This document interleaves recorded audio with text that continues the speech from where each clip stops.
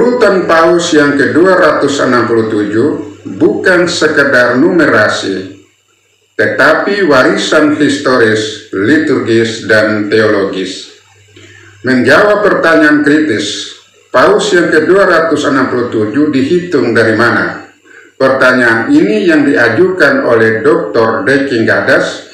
Perlu ditegaskan bahwa penomoran Paus bukan semata-mata persoalan administratif atau numerikal, melainkan merupakan pengakuan atas warisan historis, liturgis, dan teologis yang berakar dalam suksesi apostolik dari Santo Petrus. Urutan kepausan hingga Paus yang ke-267 bukanlah semata-mata hasil dari numerasi administratif atau pencatatan birokratis ala katalog sejarah. Deskripsi ini mengandung dimensi yang lebih dalam, yaitu warisan historis, liturgis, dan teologis yang mengakar dalam suksesi apostolik yang dimulai dari Santo Petrus sebagai uskup pertama Roma. Yang pertama, dimensi historis tentang kesinambungan takhta Petrus. Dalam konteks sejarah gereja, suksesi para paus Roma dipahami sebagai rantai pewarisan yang tidak terputus, baik secara spiritual maupun secara yuridis sejak Petrus wafat di Roma.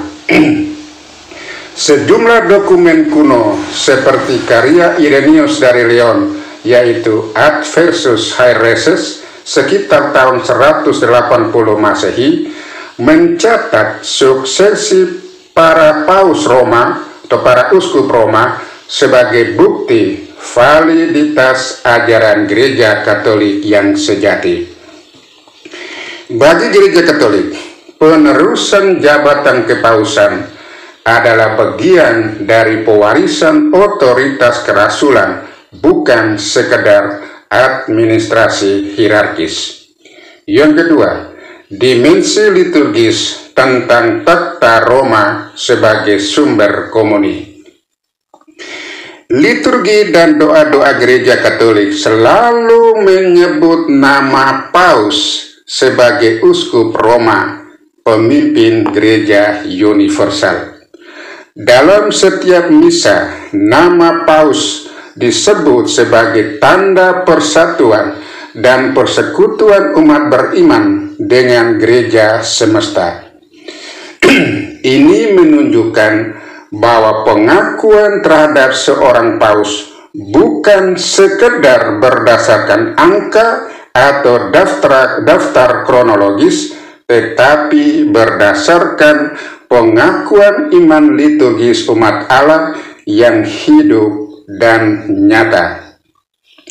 Yang ketiga, dimensi teologis tentang suksesi apostolik dan kunci Petrus. Gereja Katolik meyakini bahwa Kristus memberi kuasa kepada Petrus.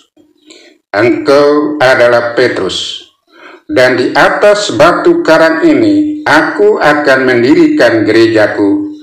Kepadamu akan kuberikan kunci kerajaan surga.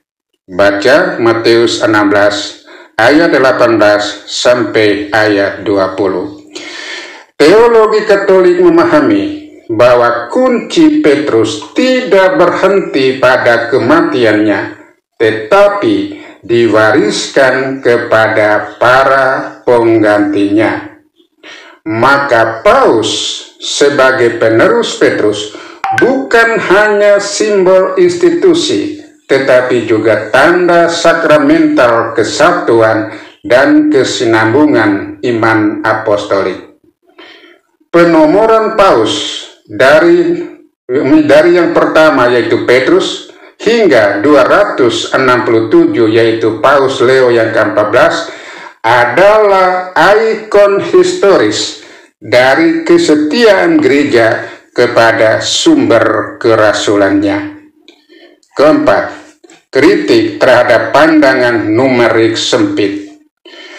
Pertanyaan seperti yang diajukan oleh Dr. Dekingadas, Paus yang ke-267 dihitung dari mana? Penting karena mengundang kita untuk tidak menyederhanakan identitas kepausan menjadi hanya angka statistik. Di sisi lain, tanggapan teologis terhadap pertanyaan ini mengingatkan kita bahwa penomoran paus bukan produk hitungan linear murni, tetapi satu, merangkum sejarah krisis dan reformasi seperti skisma barat dan anti-paus. Kedua, merefleksikan konsensus iman dan penerimaan umat. Ketiga, menegaskan bahwa kesahan atau kesahihan seorang paus bukan pada urutannya, tetapi pada pengakuan gereja akan kesatuannya dengan iman para rasul. Kesimpulan angka sebagai yang kelima, kesimpulan angka sebagai simbol iman. Jadi menyebut paus yang ke-267 bukanlah tindakan matematis. Saya ulangi lagi. Menyebut paus yang ke-267 bukanlah tindakan matematis, tetapi pengakuan iman atas keberlanjutan otoritas kerasulan melalui warisan historis, liturgis, dan teologi gereja.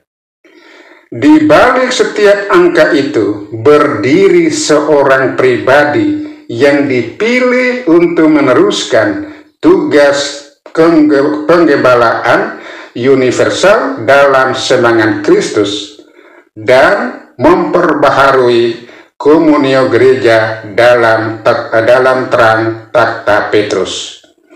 Paus yang ke-267 bukan hanya soal siapa yang menghitung dari Petrus, tetapi siapa yang dalam iman dan kesatuan apostolik diakui meneruskan tugas Petrus, yaitu menggembalakan umat Allah dalam kasih, kebenaran, dan kesetiaan kepada Kristus.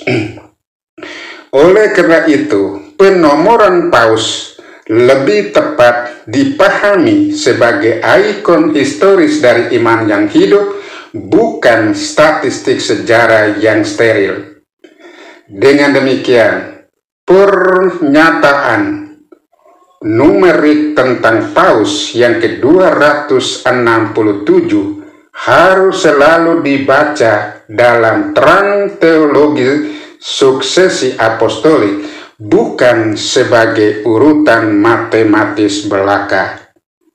Dan justru dalam terang ubi Petrus ibi Ecclesia, yang artinya di mana ada Petrus di situ ada gereja, kita memahami bahwa di mana ada suksesi dalam kasih, di sanalah gereja hadir melampaui angka, namun tidak kehilangan sejarahnya.